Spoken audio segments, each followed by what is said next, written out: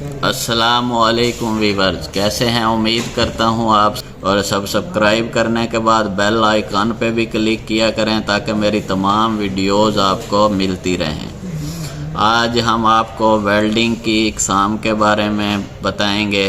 Welding की main दो किस्में होती हैं, जिनको हम एक प्रेशर वेल्डिंग और दूसरी फ्यूज़न वेल्डिंग। अब प्रेशर वेल्डिंग में जो है मज़ाहमत वेल्डिंग आ जाती है। फिर मज़ाहमत के आगे मज़ीद दो किस्में होती हैं, उनमें सपाट वेल्डिंग आ जाती है और फ्लश वेल्डिंग आ जाती है।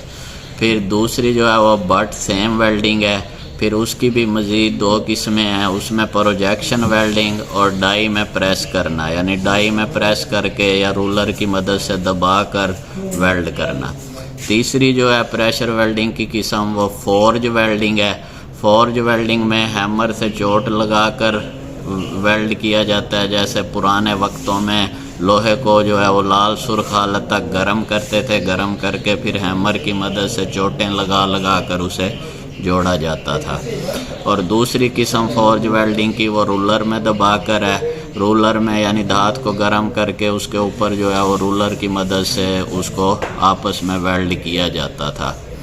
फिर दूसरी किस्म जो है वो फ्यूज़न वेल्डिंग है। फ्यूज़न वेल्डिंग में जो है हमारी आर्क वेल्डिंग आ जाती है, जिसको हम स्टिक वेल्डिंग भी कहते हैं। फिर गैस वेल्डिंग भी फ्यूज़न वेल्डिंग की किस्म है। फिर टिग वेल्डिंग, जिसे आमतौर पर आर्गन वेल्डिंग भी कहा जाता है, उसका असल नाम टिग वेल्डिंग होता है, गटा process. TIG mean tungsten inert gas. TIG welding जो है ये भी फ्यूज़न वेल्डिंग की किस्म है।